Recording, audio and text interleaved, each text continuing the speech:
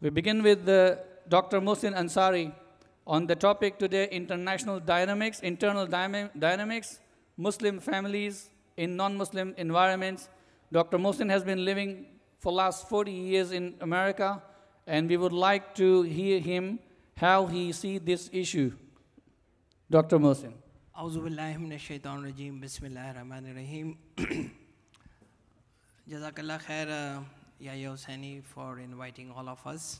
I hope this session, inshallah, will be beneficial for everybody. In this brief introduction of the topic, I'm going to say 3 do's and 1 don't. And inshallah, then I will finish.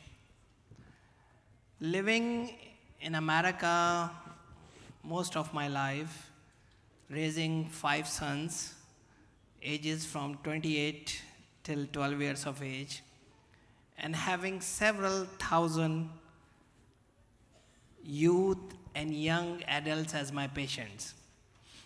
And a majority of those youth and young patients who are my patients belong to Muslim faith.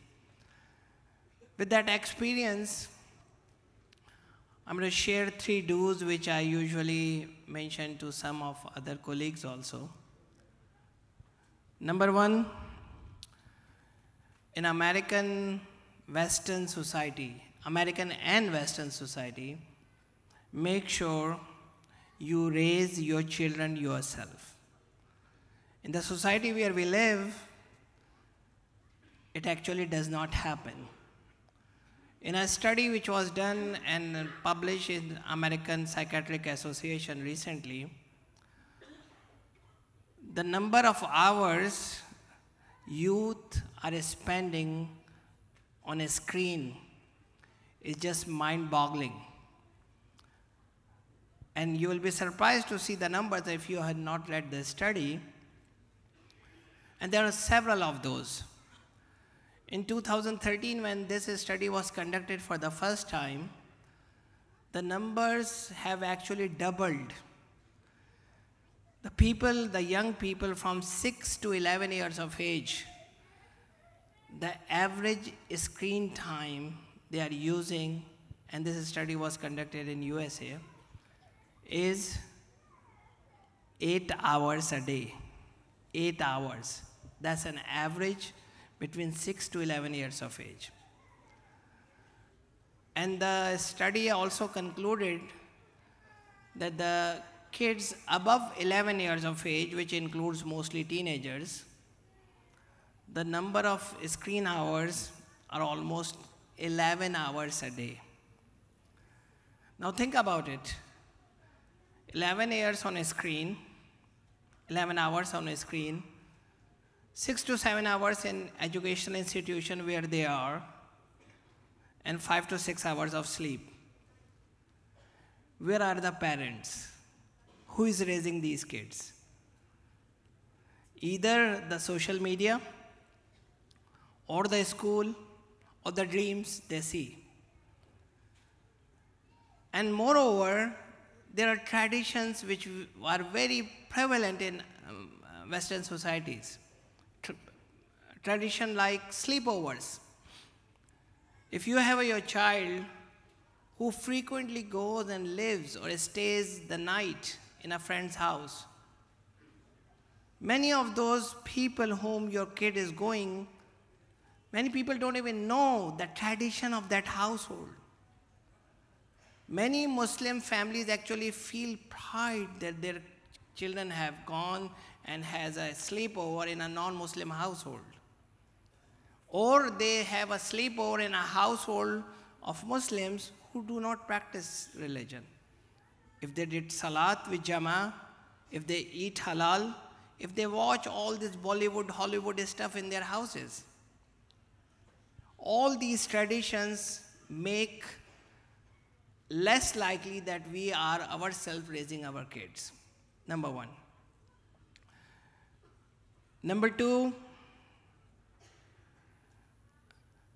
is that we should make sure we provide them an environment of morality. Ya ayyuhallazina amanu taqullaha wa kunu ma'as sadiqin. The ayah of Quran which guides us that we should provide ourselves and our families environment of piety, of morality. And that is the second do I would suggest, that we all make sure we find ourselves and our families in the companies of Salihin. Ihdina sirat al-mustaqim sirat al-lazina an'amta. Those who were given the blessings from Allah subhanahu wa ta'ala. And the third thing which I will say as a do is make sure, get them involved in work of deen. Get them involved in the work of piety. Make them work. They will be sold all their life. I'm going to give you a quick example that many of the youth who travel with the ICNA's organization Helping Hand and they serve the refugee camps. We do it very frequently. They serve the Palestinian and Syrian and other refugees throughout the world. Once they come back, they are sold with the idea that they have to serve those who are in need. These are the three things which are do's, and there are so many things which we should not do, but one thing which I would really emphasize, make sure you do not disappoint your children. Do not disappoint your children with your moral weakness, with your attitude, with things which you say and you do not practice. Ya ayyuhallazina amanu lima taquluna ma la taf'alun. Kabura maqtan indallahi an taqulu ma la taf'alun. Make sure you do not disappoint. They will be the first one to recognize of hypocrisy of their parents. They'll be the first one to see that you don't get up for Fajr Salat. They will be the first one to watch you what you watch. Don't disappoint them. With that, inshallah, I will end, and inshallah, we'll continue more. Inshallah. Thank you, Dr. Mohsin. I want Sister Ramia to open her conversation. See Dr. Mohsin sharing some statistics. Where youth is spending time, the study conducted in the United States, and how they have been engaging them and taking them out, engaging in different social activities. And how do you see like the trends in Australia, being the lawyer and connected with the community as an advocate? Is this the same here we see, or how do you see? Assalamu alaikum. I by no means am an expert, right? But I am definitely exposed to the end of the line, as we call it, when I have clients attend the office and pretty much discuss the end of the line and how it is that families are to deal with, the final or finality of that particular unit.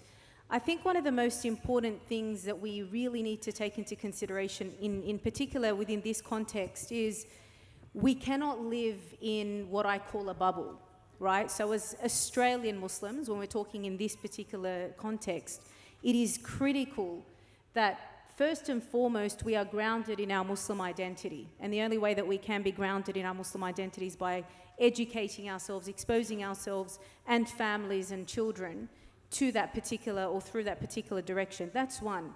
But one mistake that I find at times does occur is that we feel this need to disconnect from the other, right? And I don't see at all that there can potentially be a conflict whatsoever to call yourself an Australian Muslim.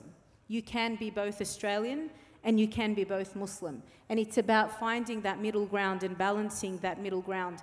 And when you look at our deen and the ethos of our religion, it is entirely centered primarily around character and morality, as my respected brother was mentioning here.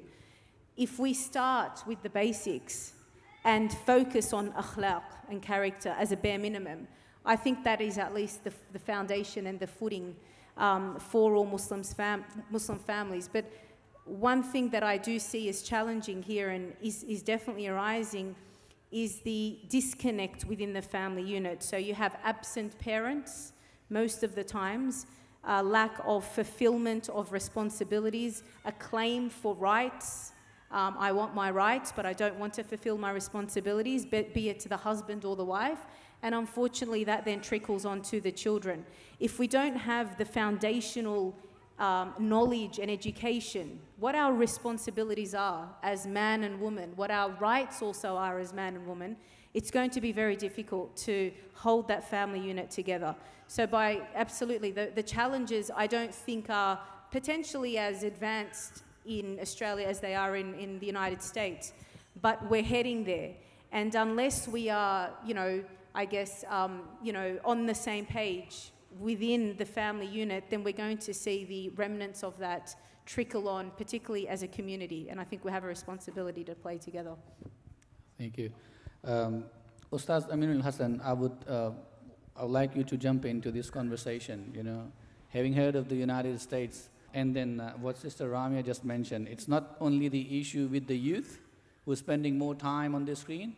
She is mentioning the parents are also disconnected, and they're not fulfilling their responsibilities, and they're not like eager to, take their responsibilities and, in raising their kids.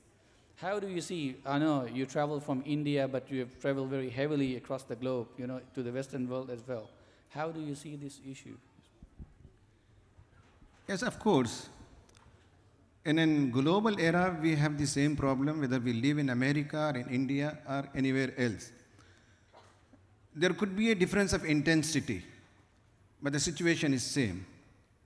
I look at it from a different perspective.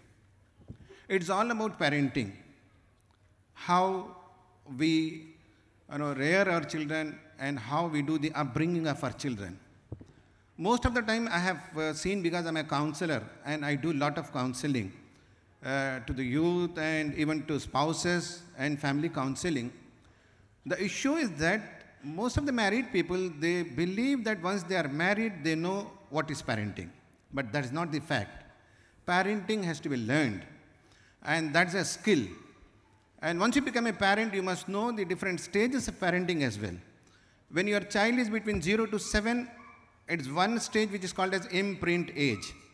There you have a different style of parenting.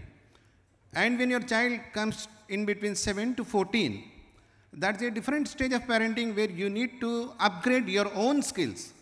And you must know that this is called as modeling age. Children want to model somebody. As parents, are you giving them nice models, good models to emulate? And 14 to 21 is another stage wherein parents need to evolve themselves because their children have evolved, and that is called as a socialization age. We must be very careful about with whom they are socializing. You can't stop them, from socialization. That is their fitra, that is the nature. So I look at this issue from the perspective of parenting, and parenting is a skill, and we all as parents particularly need to learn the parenting skill. Learning the parenting skill. Sheikha Jamaluddin, I will, take your point. It is, born and pretty much raised in, non-Muslim family. And then, reverting to Islam, connecting with, families born and raised here and families who have migrated. How do you see these issues, families, in secular societies, from where you came, and the families, the Muslim families? And this, is there an issue like this, and how do you see the difference in between? بسم الله والحمد لله والصلاة والسلام على رسول الله وعلى آله وصحبه ومن والاه. First of all, I just want to say Jazakumullah khair to IFAM for organising this amazing event. May Allah bless it. And this is definitely a step. This is definitely the first step. We need to have these important community conversations because we all need support. We're all struggling to raise families. We're all worried about our families. So coming together like this is the first step, inshallah, towards helping us get that support and information advice on how to navigate, the difficulties we all face, right? But like in relation to the question that I was just asked, so alhamdulillah, I do come from an Australian background, Christian background. So one thing I can say that's happened to, let me say, probably most Australians, they live a very individualistic life. So everyone's very, very separated from each other. There's not a lot of, like, you know, you might not see your sister or brother for a couple of years or something like that. You know, even parents, you know, most of you know the situation of a lot of in the aged care, you know, their children don't visit them. For example, you know, the family unit is not very close. You know, you'll come home, maybe not even speak to your parents. Parents are separated from the children, so they wouldn't even have a clue what's going on with their kids, right? Whereas normally, the way that, you know, Islam guides us to have that close family unit, like the family unit is very emphasized on. So that most Muslims, when they move to Australia, they try to maintain that, but we have to be very careful because what we're seeing is they're slowly getting influenced by the Western lifestyle, you know, and with, you know, consumerism, with individualism, you know, you're seeing that more and more increasingly Muslim families are starting to look very similar to the Australian families. Like a lot of parents don't know what their kids are doing. They've got no clue. You know, husband and wife are very, you know, there's no, you know, I couldn't believe how many people don't have family dinners together anymore. Like family dinner is something that brings the family together. You know, we all need to be, you'd be surprised how that can really bring so many conversations and connections just by having a family dinner. Try to have it every single night, if not most nights of the week. It's very, very important, but most people are just eating separately, watching, going on the computer, on their phone. Everyone's just disconnected. So this is dangerous, especially when we're trying to, we really need to realise the danger that's facing our children. If we're talking about children, we need to realise the danger ahead of us. We've got so many agendas, you know, facing our kids, so many, like, atheism. There's so many things to worry about with your children. You cannot afford to be disconnected from your children. So I just want to probably start off by saying that, inshallah. Jazakumullah khair, sister. Brother Rais Khan, living in Australia for almost like 30 years, how do you see these issues, especially families migrated from the subcontinent background?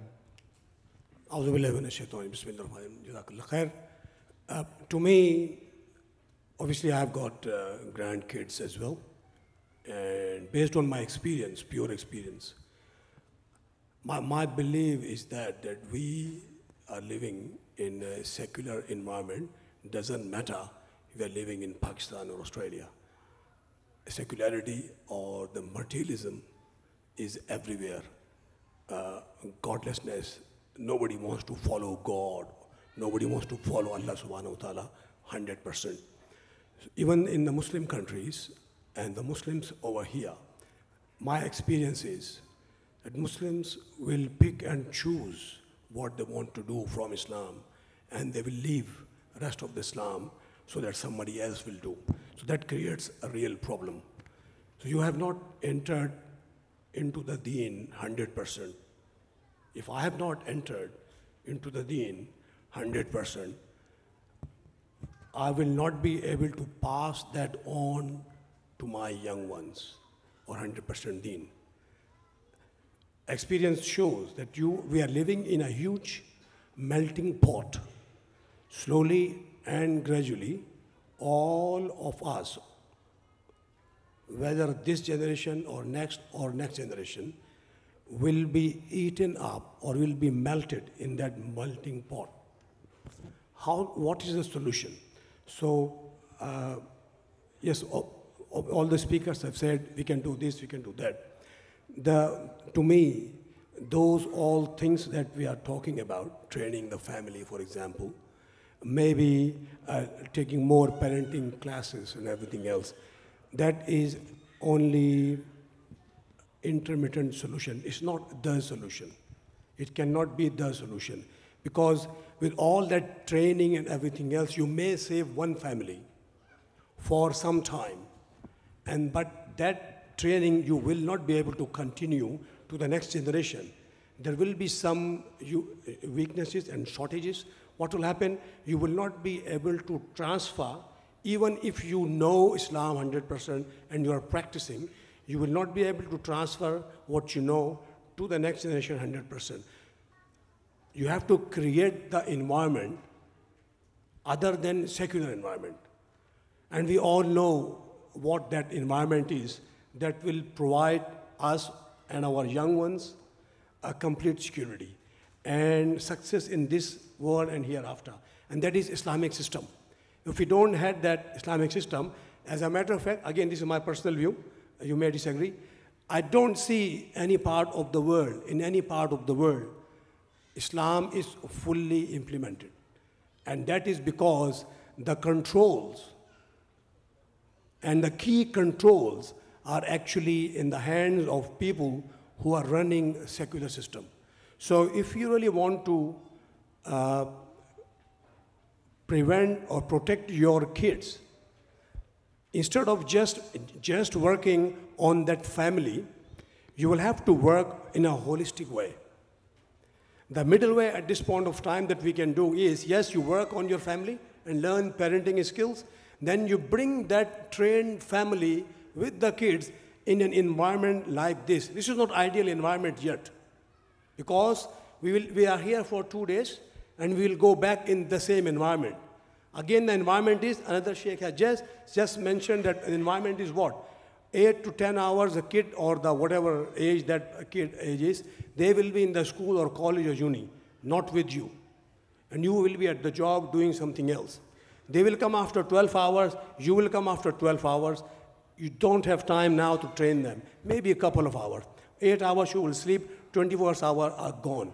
So it cannot be up to a single family. If I am protected, I cannot be protected for a longer time. It's only small time. The melting pot is going on. Melting is going on. If you want to protect yourself and you want to protect your families, the only way and the comprehensive way is to try to get an Islamic system somewhere in the world. Jazakallah khair. Jazakumullah khair. So we see this issue, coming up, as technology emerges, and issue with the screen, is time people is spending, and individualism. What Sheikh Ustaz Ameenul Hasan also mentioned. So, and then parents themselves, they are disconnecting. Kids is spending time on the thing. So this seems to be an issue. And panelists have also come up with their solutions, like, learning parenting skills and, spending time with the family, either having a dinner together or, not only, having an Islamic environment within the family, but also to take the family to the greater Muslim community. Like, these are the ideas. How Dr. Yasir Qadhi, you have been listening to the panelists. How do you see this issue, and what do you see, how we can attend to it? Bismillah, alhamdulillah, wa salatu wa salam ala rasulillah wa ala alihi wa sahbihi wa man walaha ma ba'd. I was listening to a TED Talk a number of years ago by a Harvard professor and clinical psychologist. He has a PhD in child clinical psychology. He has a PhD in children's theories. And he mentioned in that TED Talk that when I was doing my PhD in child psychology, I proposed 6 theories about how to raise kids. But I wasn't married, I didn't have any kids. Then I got married, I started having kids. In his TED Talk, he said, now I have 6 kids and 0 theories. So there's a disconnect between theory and reality. And this is always the case in every single discipline. Dear sisters and brothers, parents, there are no mathematical equations to teach you about how to raise your children. There aren't. In fact, those of you that have 2 kids know very well what works with the first will not work with the second. Those that have 3 will realize what works with the first, perhaps with the second, will never work with the third. So, in reality, being a parent is a hands-on experience. Nobody can teach you how to be a parent except yourself. Because nobody has your kids other than you. And everybody's different, and everybody's kid is different, and everybody's circumstance is different. And that is why the Quran and Sunnah does not come with detailed laws about how to raise children. Think about it. There is more in the Quran and Sunnah about how to do wudu and how to pray and the ahkam of tahara than there are maxims and rules about how to raise children. Because raising children is an art, not a science. And you cannot teach art. Art is something you learn yourself. It is experiential. You train. Now, we can all help each other in generic advice, but nobody can spoon feed you. It's not a manual. You open up, add 2 centimeters of this and do this. No, nothing like this. It is an on-the-hands experience. But there are some generic rules. And the most important generic rule is children will learn from your actions more than they will learn from your speech. You want your children to do something, you have to do it yourself. You want your children to absorb certain values, to exemplify Islamic morality, well then, you had better live it yourself. And I'll give you 2 simple examples, inshallah, then give the mic back. The first one is a statistic that actually, when I first came across it, maybe 10, 15 years ago, it shocked me, but then it shouldn't have shocked me because it's common sense. I read, many years ago, I read that the majority of people who are abusive to their partners, pause here, we have to just very clearly point out, it is not a part of our sharia to be abusive to anybody, much less one's partner. And I say this bluntly, any man who raises his hand against a woman is not a man. The Prophet ﷺ never once did that. But continuing the statistic, what shocked me when I read the statistic, again many years ago, the majority of men in particular, obviously because they're the guilty partners here, who abuse their partners actually come from households where their own fathers abuse their own mothers. Now, let me explain to you why I was surprised, because I'm a man. When I read this statistic, I put myself in the shoes of a teenager. And I thought to myself, as a teenager, as a 15-year-old, suppose, if God forbid I would have seen, alhamdulillah that wasn't the case, if I would have seen my father be angry or something towards my mother, my natural instinct as a 15-year-old is to side with whom? Tell me, men. The mother. So I was thinking, how is it possible that that young man who has seen the effects of abuse on his own mother, how can that teenager grow up and become an abuser himself? I was surprised, how is that the case? But then of course I read further, and yes, it's common sense. Because even though the rational and intellectual side knows the damage of abuse, since this young boy, this young man has absorbed his whole life that what a man does when a man is angry is become abusive, so when this young teenager becomes a man, and when he has a spouse, and when he gets angry, he will automatically revert to what he has seen his own father do.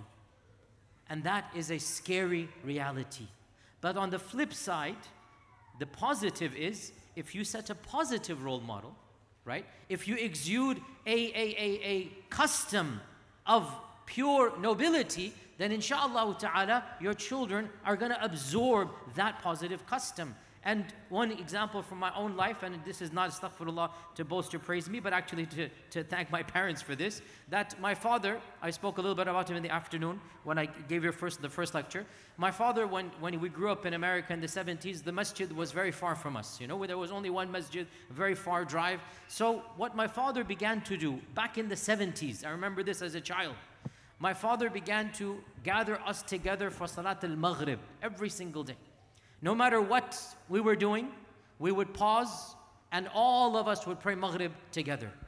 This continued throughout middle school, high school. Even when I was in university, I'd have an exam, organic chemistry the next day. Doesn't matter, my father would call me. I would be so irritated. Baba, I have an exam tomorrow. Nope, we're going to pray Maghrib together. So we would pray Maghrib every single day as a family together. Then Allah blessed me to go study at the University of Medina. Alhamdulillah, I was in Medina for 10 years, alhamdulillah, alhamdulillah. And alhamdulillah, it was my habit for those 10 years, alhamdulillah. It was my routine that I would pray Maghrib and Isha in the Haram al-Madani as a habit. Like literally, unless I was sick or traveling, Every day I would pray Maghrib and Isha in the Haram. Then I came back to America to do my PhD. At the time I had 3 kids with me. For 10 years I've been in Medina, by the way, not from my family's house, right? 10 years. When I started my PhD, now I'm back in America, come Maghrib time, and I would feel something empty in my heart. And I realized I was missing the Salat al-Maghrib of my father back in Houston, even though I was now doing my PhD. So what I began to do, this is 17 years ago, I used to call my little children, and we would pray Maghrib with them. Sisters and brothers, I'm not bragging, boasting about myself, but to this day, I just came here today morning, last night or 2 nights ago, Maghrib, I was at home, I still gathered my family. To this day, I gather my family, no matter how busy I am, whatever. If we're at home, if I'm at home, we will all gather together for Maghrib. And we will pray Maghrib as a family. And this is not because of me, it is because of the routine established by my own parents. The routine that they continued to do with us, and is just absorbed into my own psyche. And I thank Allah subhanahu wa ta'ala for having blessed me with such parents. So what are you doing for your own children to have them absorb that psyche? Families that pray together and play together, stay together. That's my general rule to you. Jazakumullah khair. Thank you very much. Jazakumullah khair.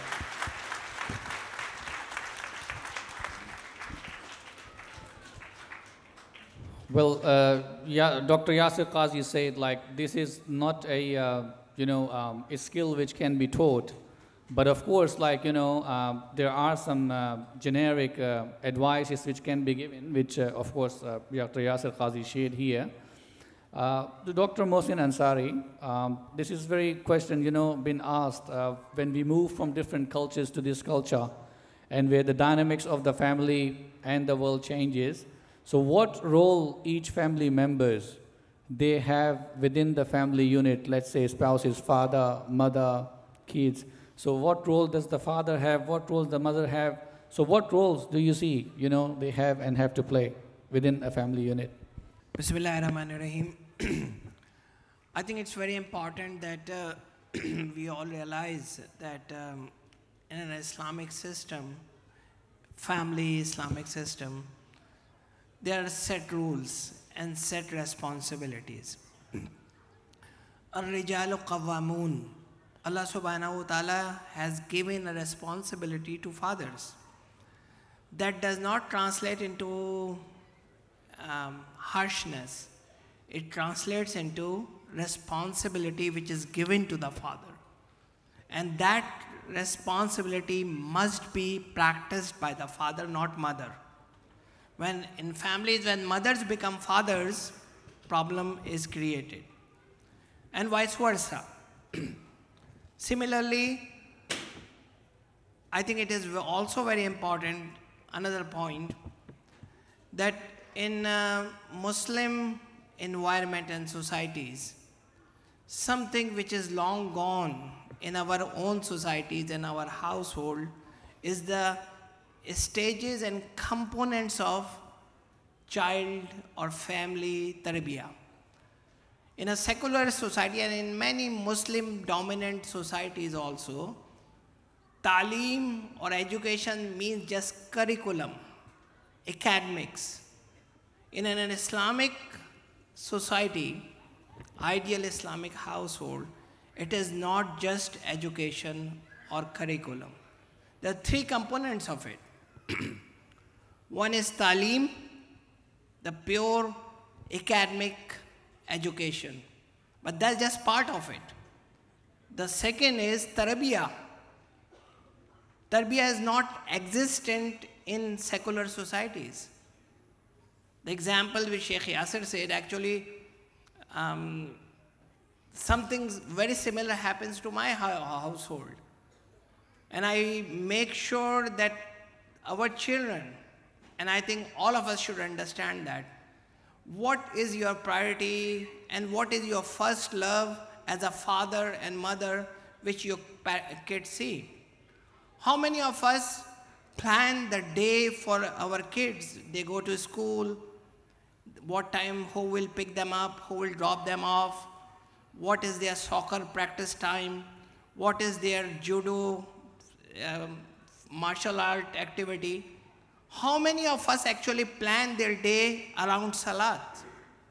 My son and my daughter, when you will be in the school at 2 p.m., what is the plan for that salah with Jama'ah?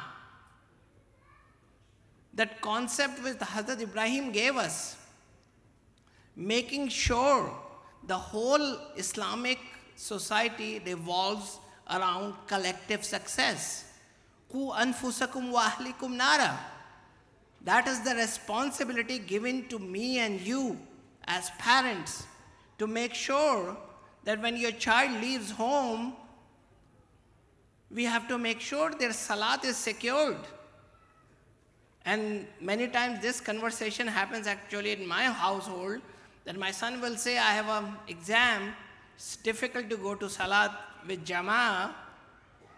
And my response is very non-traditional. I said, fail the exam, I don't care, but we have to offer the salat with Jama'ah. They don't fail, alhamdulillah, but this is the priority you have to show. And the first thing is academics. Second thing is tarbiyah in the household, which nobody can give other than your own household. And everybody is part of it. When your daughters and sons grow older, they are part of the tarbiyah. They become parents. They become teachers to us. And it is such a blessing.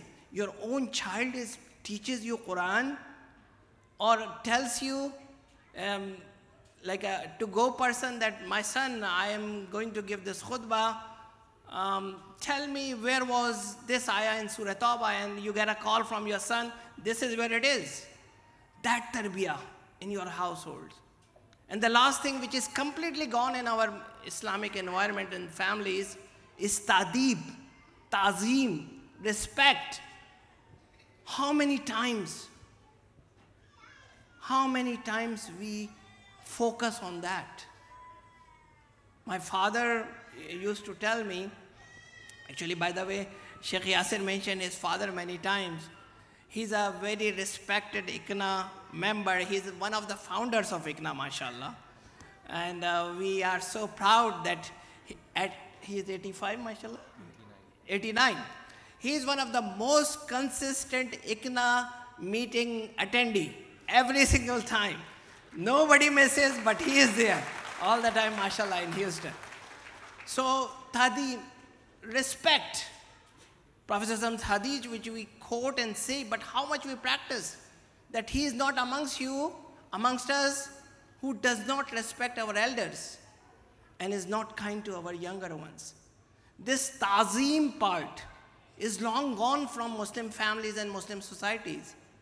So make sure that when we raise our kids, and this is everybody's role, that 3 components of Islamic upbringing: Taaleem, academics; Tarbiyah, which is a completely different ball game under the guidance of Sunnah and Quran; and Ta'zeem, respect of our elders, should be component of our family. Jazakallah khair. Sister Ramia, as Dr. Mohsin mentioned, when we see the, education or learning within the Islamic framework, it's just not the education itself, what we call education today, but it's the tarbiyah component or the training component as well. But we see, like, as mentioned initially in the beginning, that we see a generational gap as well, between parents and the kids.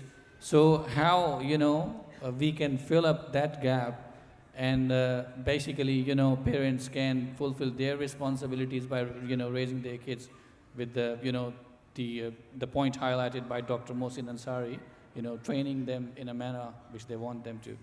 Absolutely. I think education is critical, and Islamic education is critical, and I think we live in a time and an era where access to information and education is like never before. We have online resources and so forth, and as amazing and convenient as that is, it's also dangerous. The danger in it is that you aren't going to learn character and akhlaq and tarbiyah through a screen.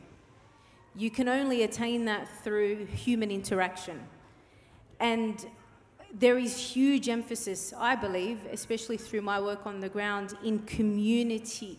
No matter what, no matter how educated you are, I'm talking Islamic education here, no matter how well versed you are, you may know the seerah back to front, you may have, the tafsir on par, you may be perfect in everything, but your character, your interactions with the creation in and of itself is very poor. And I know that, something that's commonly shared is that our deen is centered around mu'amalat and ibadat, right? Our deen is not just exclusive to worship and that relationship with Allah Azza wa Jal. It is a holistic scripture, and our relationship with the creation is critical. So when we're talking about parenting, I think what's critical is to understand that, of course, as our respected brother Dr. Yasir mentioned, you're not going to learn that through a textbook, ever. It's on the ground. You can learn and seek advice and consult and do your istishara and istikhara and all of that sort of stuff, but it's not until you are on your feet that you are going to learn and understand what parenting is about. And I think also something that we need to really, because we're seeing it a lot, parents must do their part in planting the seed. You must water the seed, you must nurture the seed growing up. But there is going to come a point in time during the raising of that child where things are not in your control. As long as you've planted the seed, as long as you've made sure that you've done everything you possibly can, your tawakkul needs to be parked somewhere on the side. That trust in Allah, that inshallah this child is going to be raised as a grounded and confident young Muslim, is going to be there, but whatever happens after that is not in your hands. And I think this is where parents lose it at times. When they come to you, the child's reached the age of, say, 15, 16, running to your aid and asking you, please save my child. I've lost them. Well, if you've decided to go and live somewhere that is completely disconnected from the Muslim community because you're too embarrassed and ashamed of your own community, expecting that that child was going to be raised as a firm and grounded Muslim, and then come when they're in their most critical and sensitive years and you realize you've lost them, well, it's a little difficult to bring them back at times. So don't ever dismiss your community. Don't ever dismiss any gathering that has the potential to develop that connection. Human connection is critical, particularly in our teachings. It's almost impossible to be a firm and grounded Muslim on your own. You have to do it as a community.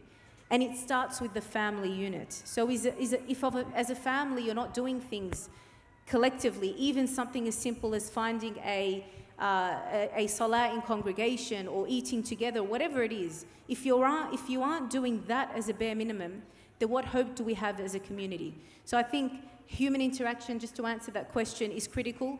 If you aren't filling your jug, your spiritual jug, by attending study circles, lectures, gatherings such as this, today is the day to start. Because you can't expect your children to benefit from that if you yourself are not filling your own personal jug. Thank you. Very rightly. Brother Rais, parents can do that, what Sister Ramia said. What youth, teenagers or uni going, or if they've passed uni, what role they can play to bridge that intergenerational gap within the families? Well, I'm not a uni student anymore. So I did my uni last time 20 years ago. So I won't be able to tell you exactly what they should be doing. However, number one thing is, particularly from parents' perspective, need to understand and accept that there is actually gap. Number two, that not every family is equipped to fill that gap themselves. Hence, they need to come to the places like this and the community places and all that. It's not up to individuals. The terrain that we are trying to navigate in is a lot more complex than 30, 40 years ago. It's very complex. Kids, what they should be doing, I don't know what they should be doing. What I should be doing as a parent, I can tell you exactly based on my experience. If you are not befriending your kids, they will find someone else to befriend with. Never forget that. If you are not playing with them, they will find somebody to play with. And if you are not entertaining them, they will find entertainment elsewhere. So be very careful that what you are doing, what you are grounded in, they are learning from that, whether you want them to learn from you or not. So if your priority is not correct, your kids' priority will not be correct. From the perspective of kids, what should they do? I am not equipped to answer that, sorry. Jazakumullah khair.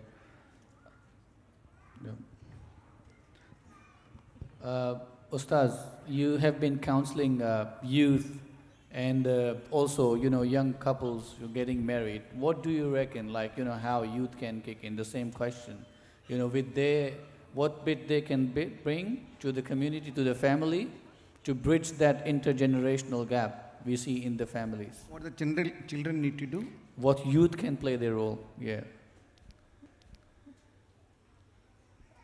See, my understanding is that God has created them for the next coming days. And we were created for the days bygone. There is going to be a difference of understanding between us and them. We were brought up in a different environment and they are living in a different environment. And they have been created to play a greater role in the advancement of the society in the coming generation. In Muslim society, I would like to speak to the younger generation that, first of all, they must dispel some of the apprehensions what their parents have about them. Particularly from religious background, parents are very worried about whether my children will follow the footsteps of our own elders and will they grow up as religious people. You must assure them that you also love religion. You also respect religion. There could be difference of opinion in understanding and interpreting some of the verses of Quran, particularly in the realm of parda. I have noticed that younger generation have a different perspective on it, and the upcoming generation have a different perspective. Similarly, on many other counts, they may have a difference of opinion, but they must assure their parents that they too respect Islam and they too are upholding the values of Islam. There could be some differences. This one thing that they must very clearly communicate to their parents that they love religion. Number two is that they are a people who have big dreams in their mind and they are striving to achieve them. They are not purposeless people. They don't just kill time and waste time as others do on social media. Even if they have a gadget in their hand, parents should be convinced that my son is doing some studies. He is watching something purposeful. So this must be the assurance given by the youth to their parents that they live a purposeful life. They are not purposeless. They are not directionless. And they have big dreams for themselves, for the family, and for the society. This is very important that they must communicate to their children, their parents. And lastly, since the younger generation is equipped with technology, they are advanced in that skill than we older people. Instead of wasting their time on gadgets, surfing from one page to another page, from one channel to another channel, they must assure their parents that they are equipping themselves with certain skills, particularly in the communication technology, in the digital world. They are equipped with so much of talents that they are going to serve Islam in a far better way than their older generation, because they are well equipped with that technology. So these are certain things which the younger generation need to assure to their parents and elders. Then the communication gap and the generation gap and the aberration between parents and children will be reduced. Thank you, Jazakumullah khair. Yes, Dr. Yasir Qadhi, before we open up this forum for questions to the audience, we have some time, I think we can go. I would just like you to, in a few words, what message can you give to the parents and children, so raising, their kids within the, in the Islamic manner, in the dynamics of the Islamic manner, living in the secular society. What is the message from you for both children and parents? So let me just hone in specifically on the teenage issue and what will make us understand the teenage issues. So as a parent of 4 kids, 3 of whom have already passed teenage years, the last one is now a teenager, I confess that the teenage years are the most difficult, the most unpredictable, and the most stressful of any parent's life. So I want to offer some remarks, inshallah, to all of us in the audience, especially those whose children are yet to become teenagers. First and foremost, parents, your teenagers are going to act like teenagers. You are the adults. So make sure you always keep your cool. And make sure you act like adults, even if you're teenagers, act like teenagers. If you start acting like teenagers, if you start going down to their level, then what hope is there? They are at a stage and age where the world, society, their internal biological hormones, everything's crazy. That's a part of being a teenager. So you have to face this reality knowing that it is actually a phase. That's the good news. It's a phase. 3 years, 4 years, 5 years. And inshallah ta'ala, at the end of that phase, things begin to change. And I want to remind the parents here that in our Sharia, there is no age called teenagers. You're either not baligh or you are baligh. In fact, I surmise, and I'm not an expert, but I feel the creation of this middle category called teenagers is actually problematic and actually feeds into the stagnation. Why? Because teenagers biologically, Islamically, should be treated like adults. I know that's a strange thing to hear, but Islamically, teenagers are adults. They are baligh, they have to answer to Allah subhanahu wa ta'ala, and all of the rulings of the Sharia apply upon them.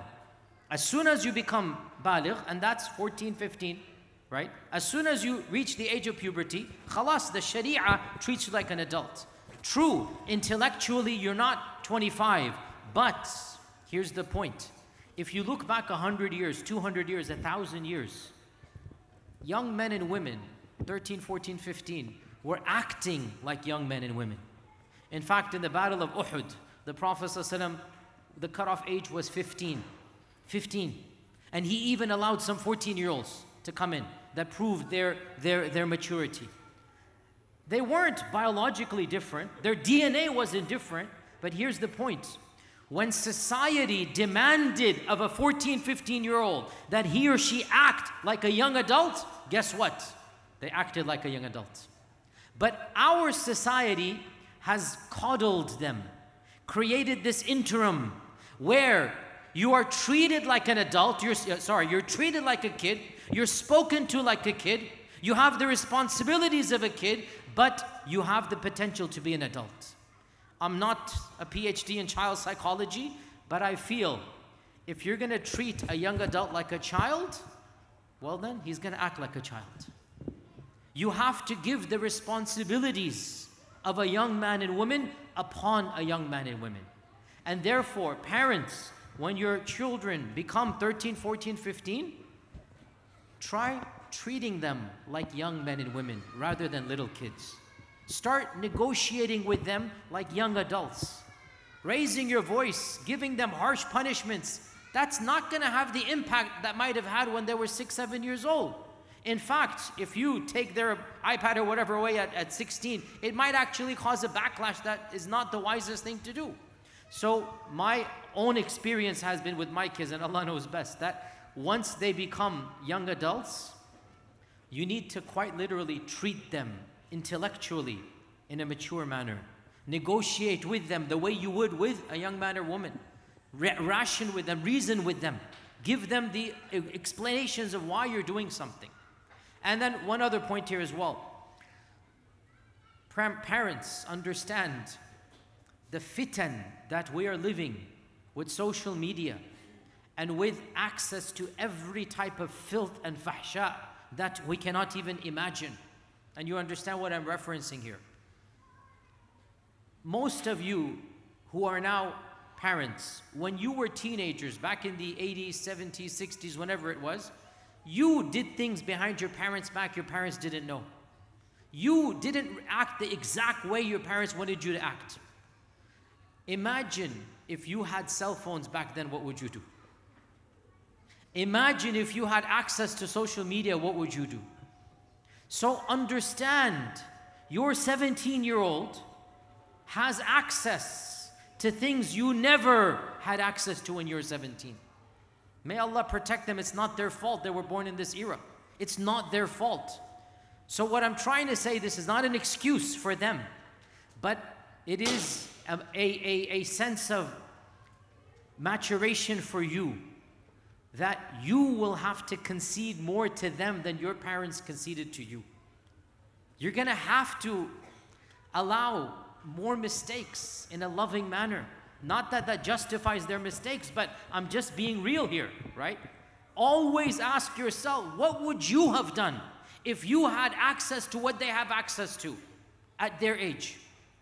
Me personally, I thank Allah, I'm the last generation pre-cell phone. I did not have a cell phone. You know, there was no internet when I was a teenager. I thank Allah for that. I'm the last generation that I think has normal minds after that. Because actually, surveys have done that these 10 hours on the internet, it actually affects your mind. Literally, I'm not making this up. Your thought processes are different. Your social skills are different. You know, when we were bored, we'd go outside and play on our bikes, you know. When I was bored, I didn't have, you know, things to do on the there was no computer internet. I would literally go outside and get the friends, go on a bike and play. I thank Allah for getting dirty and sweating and getting all the dust on me. That's being human. My kids these days, they don't have bikes. They do all the stuff on what they want to do online. That's the reality of the world we live in. So my point is, as parents, we have to cut them more slack and understand that they might make bigger mistakes, not because you're worse parents, not because they're worse children. It is what it is in the time frame. And when you reprimand them, because you must reprimand them, and when you try to bring them back, because that's your goal, you have to try to bring them back. Remember, your goal is not to win the battle of today, but to win the long-term war of 10, 20, 30 years. What do I mean by this? I mean, when your children become adults, when they have teenagers of their own, how you reprimanded them should come back to them when it's their turn to reprimand their teenagers. And if you were successful, they will look back at that time frame and pray to Allah for what you had done. Whereas if you were unsuccessful, so realize, success doesn't mean that they change overnight.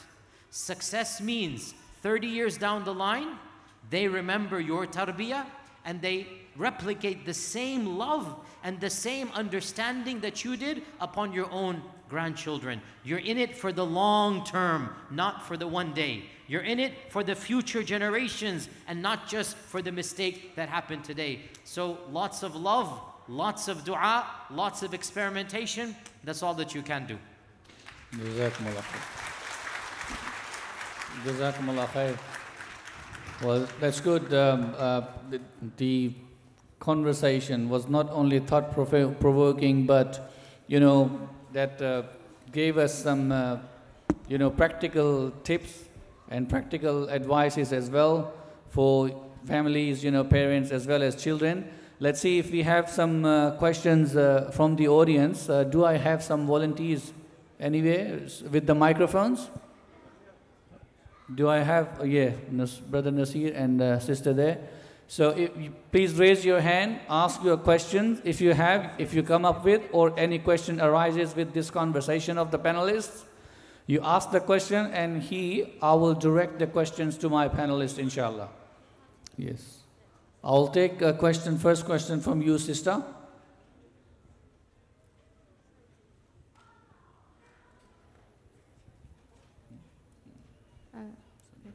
Assalamu alaikum. First of all, thank you for your insightful remarks. I have a question and just an observation.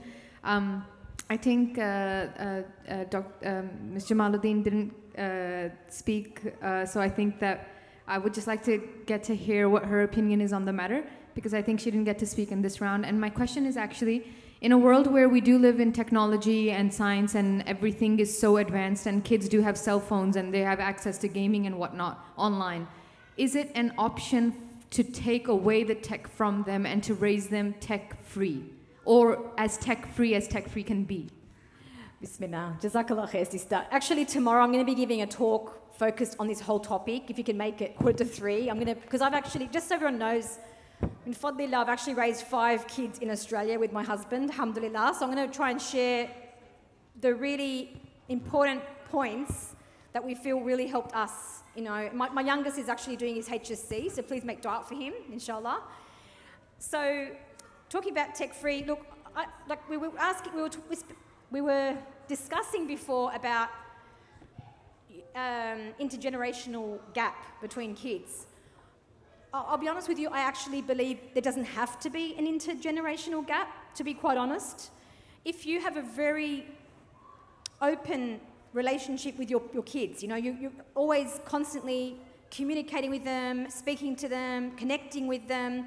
Over the years, you actually grow with your kids. You grow with your kids, you know? You need to, like what I really honestly believe all of us need to be doing more than ever, because we've got to understand the dangers that we are going into, okay? It's, as we all see, right? Things are getting, the fitna is growing. You know, even the Prophet ﷺ warned us about that fitna as the hour approaches, okay? So how can we, you know, we have to be even more proactive now as parents than in the past.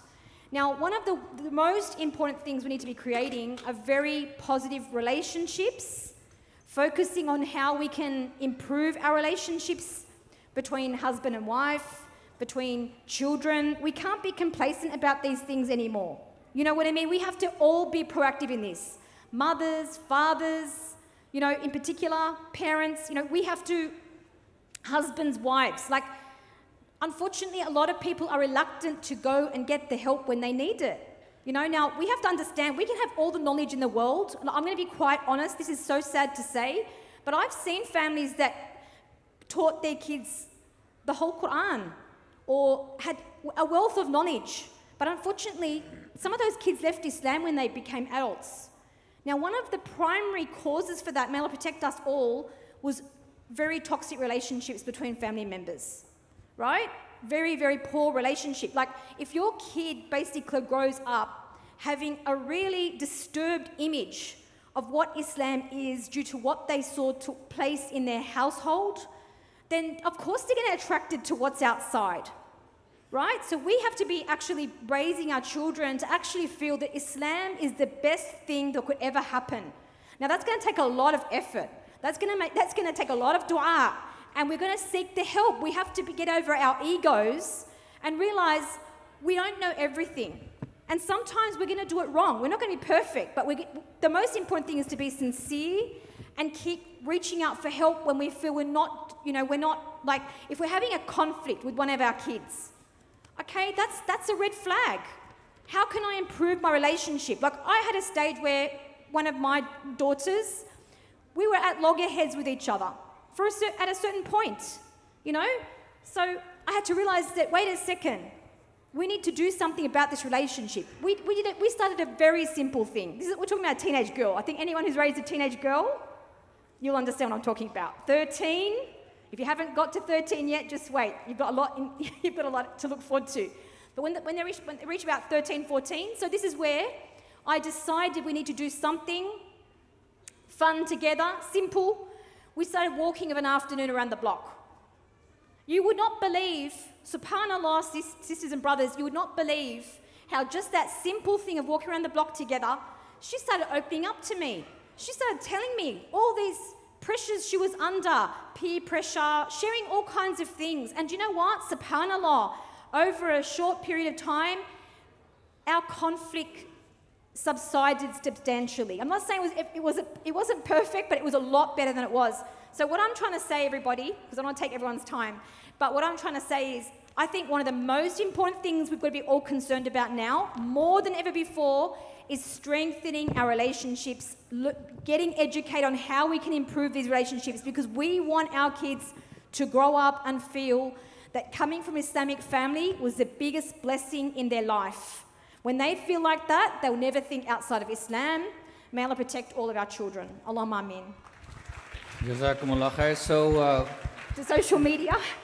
there is no option of going back in time. You have to connect with your kids. You have to connect with the family. That's what Sheikh Jamaluddin is saying. Any questions from here? Yes, brother, you. Assalamu alaikum. Thank you to all the panelists. Your information has been amazing, and I've gathered many points. There are many questions that a young Muslim couple could ask, but the one question that I've been thinking about ever since I got married is, what is the first step in, I guess, raising your children, or even before the children are even in the picture for an Islamic household? What's the first step for a young married couple looking to have children? What is the first step? Sister Ramia. I by no means am an expert, but I think centering everything that you do in that relationship to the Creator and for the sake of Allah Azza wa Jal. And I think most of us go into relationships a little bit oblivious to that fact. We become so consumed with the materialistic aspects of a marriage, that checklist, the box that needs to be ticked. And we don't focus on those core foundations and fundamentals. First question to ask, why are you getting married? Why am I getting married, firstly? Is it for the sake of Allah, and is it to please Allah Azza wa Jal? That's the first and foremost. What are my plans looking like? Do they center Allah Azza wa Jal in that, and within that relationship? So I think as the foundation, it is, do not do anything other than for the sake of Allah. The second thing is you must ensure that as a couple, before children and whatnot, you are upholding the fundamentals, and that is your 5 pillars. If you are not praying within your home and within your household, there's a big problem there, right? I had conversation, and I think this discussion probably needs to be, or this question needs to be answered by someone more well-versed, but as just on the ground, a couple sort of indicate that one of the key factors for them was one party did not pray. And one other was on that spiritual journey. And I understand that your relationship with Allah subhanahu wa ta'ala is a journey ultimately. You cannot enforce it upon the other and expect an overnight change. It has to happen transitionally, or else you're going to have a problem.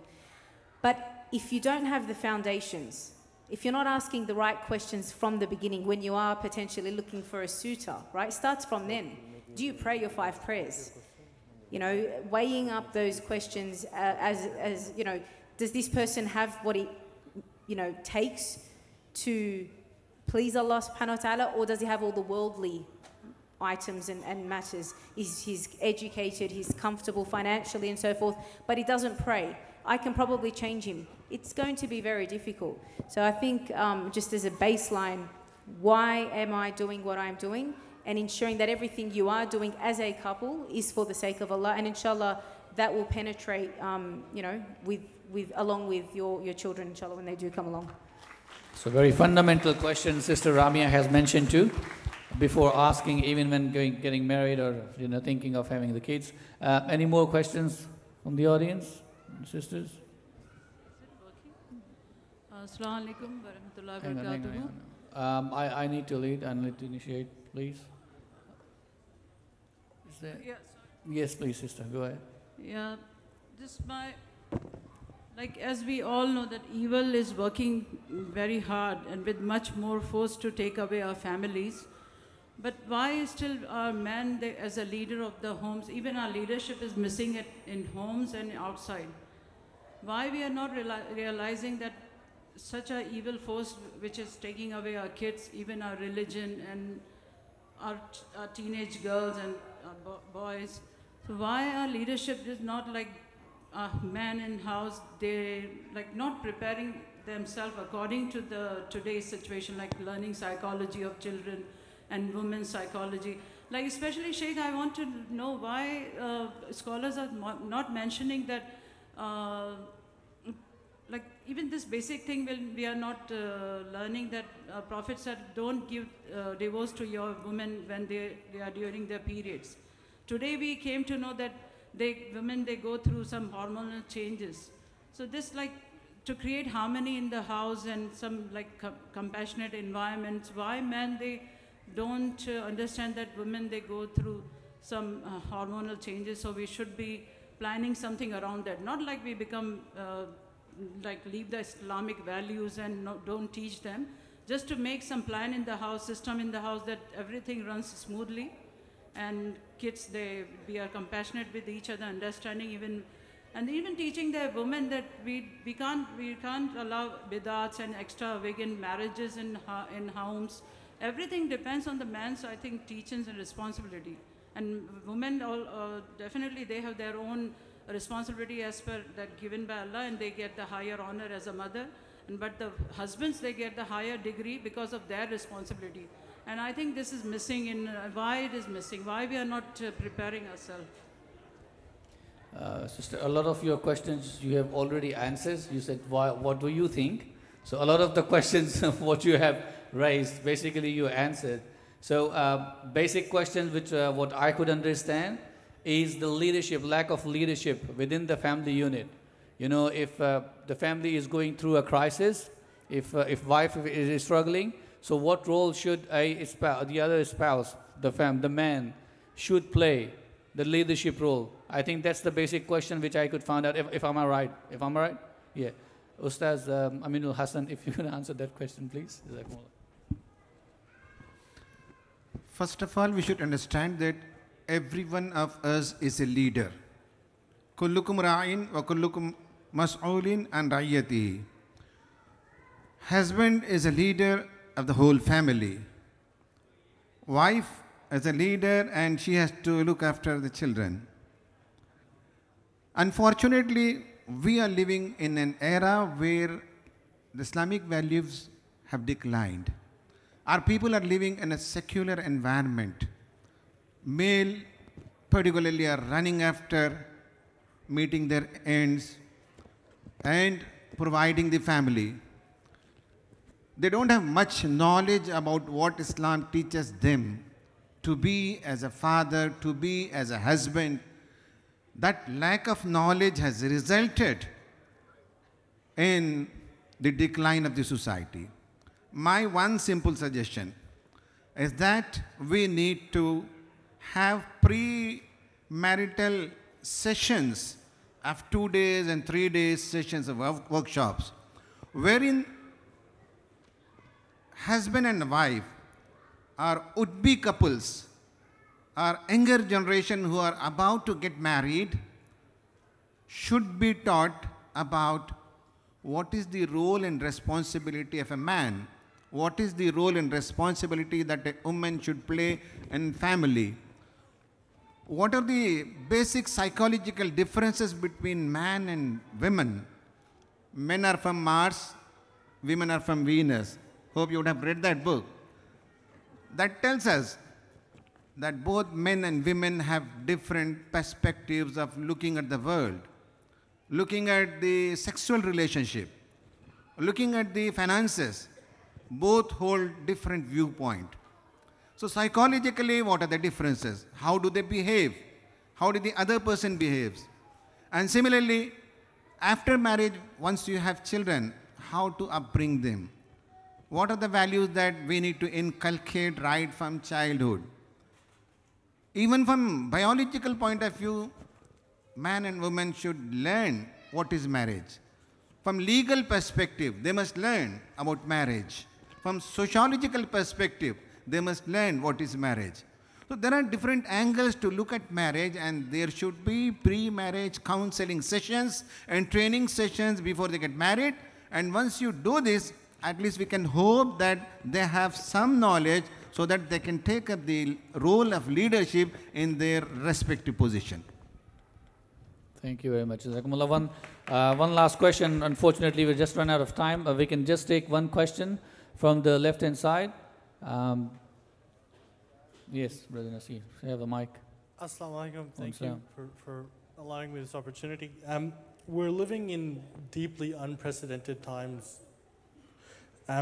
My daughter is 6 now, and by the time she's my age, around 2040, 2050, I really don't know, and I think none of us in this room know what that world is going to look like with AI, with so many other technologies, data. It's how do I, as a father of a daughter who's 6-year-old, and many of us have similar situations, go about preparing them for a world which we really don't know what it's going to look like or what it's going to operate like? And given the deterioration that the Islamic household has seen, what are some of the things we really should be doing to prepare for that unknown future, so to speak? Thank you very much. So we had one question going back in time. This is the question we're going ahead in time. You know, the world we are living in with AI and the technologies, you know, the world has been emerging and the changes. So is there anything different we need to do? Like it's the futuristic questions, like what should be done? Is it the same what we have been doing or discussing? Or the way we see the world has been changing and we see like it's going to change very rapidly very soon? So what different could we do? Is there anything different? So you're worried about your daughter growing up in this very different era and world, and as a father of 2 daughters as well, I fully sympathize with your concerns. We are living in unprecedented times where up is down, left is right, dark is black, and I mean dark is considered light and day is considered night. We are repositioning even gender itself. And this is a very, very dangerous era we live in. Allah musta'an. I don't want to say too much because I don't know the laws of your country and I'm a visitor to your country, but I will speak the truth according to our faith tradition. In this era of complete chaos, dear Muslims, every single parent needs to exude the gender roles of that parent. Regardless of what is happening outside the household, mothers act like mothers and fathers act like fathers. Husbands, be real husbands and men. And mothers and wives, be real women and feminine.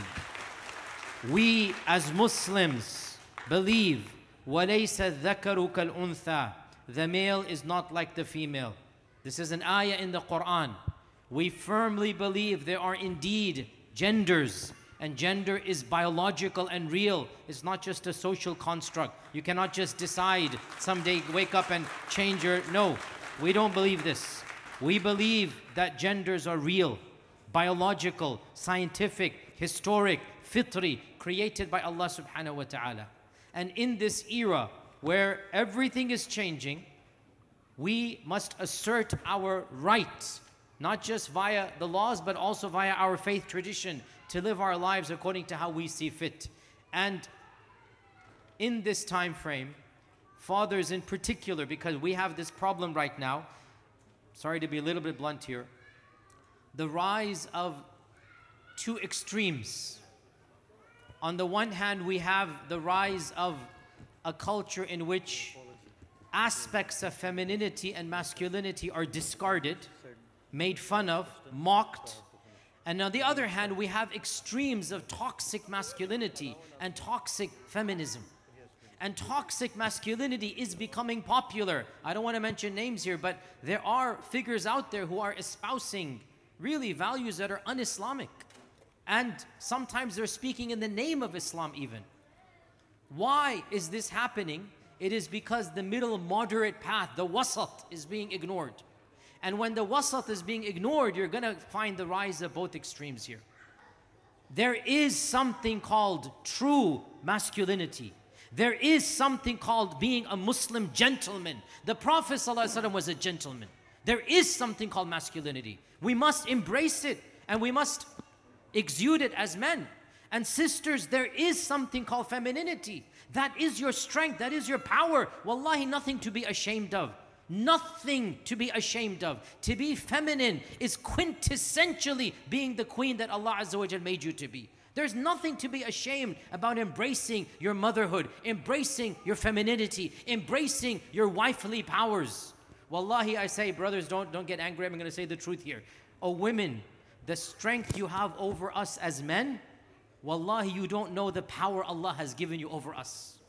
But your power is not going to come. The brothers know this. They're telling you. Your power is not going to come by pretending to be masculine. No, you're not going to compete with men in what they are. Your power will come by being feminine. And if you are truly effeminate, you will control your man. Believe you me, I'm giving away the secret. Men, you know this, okay? If you are truly effeminate, the way Allah Azza wa Jal created you, right? Embracing your feminine side, truly being and exuding what our mothers exuded of being mothers, of being wives. That is that reality that Allah subhanahu wa ta'ala created you upon. So my advice to you, dear brother, dear parent, in this chaotic time frame, perhaps the easiest thing to do is to go back and embrace your fitrah. Be a father to your daughter.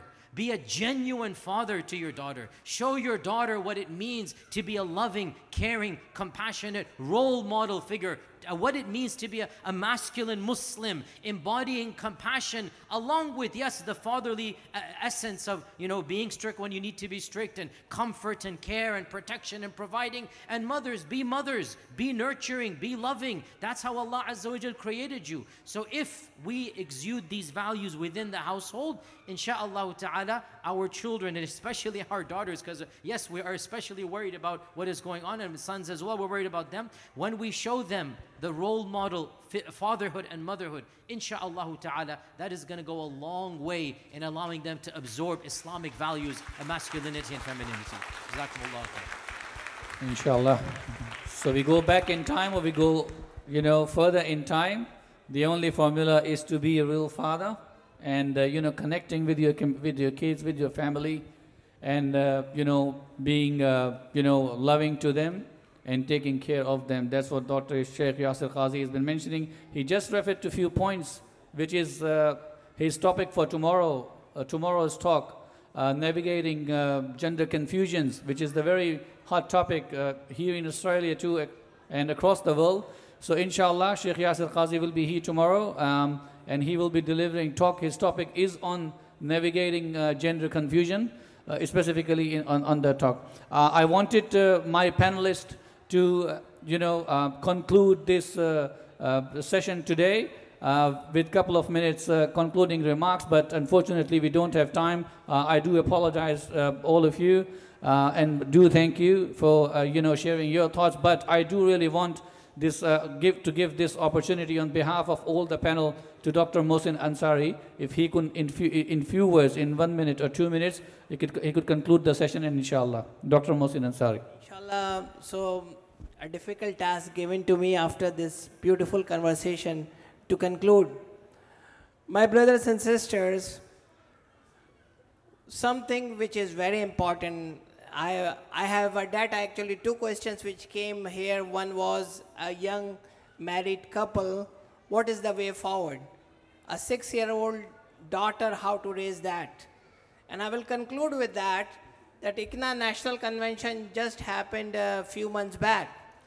The data we collected from the participants, the highest number of attendees in our convention were young adults. The father and mothers of kids who were 2 to 10 years of age. That was the highest number of attendees of ICNA convention. And the reason being that we are facing very difficult times. How will we resolve it? Make yourself, your family proud of being Muslims. Make them feel pride. Feel that way. وَقَالَ إِنَّنِي مِنَ الْمُسْلِمِينَ. I am one of the obedient servant of Allah subhanahu wa ta'ala. Make Islam a family affair. You all are here. What will you do Monday? What will you do Tuesday? Make your family activist for Islam. Make your family available for the work of Deen of Allah subhanahu wa ta'ala. Make your daughter, who is a 6-year-old, available to understand the work of Islam.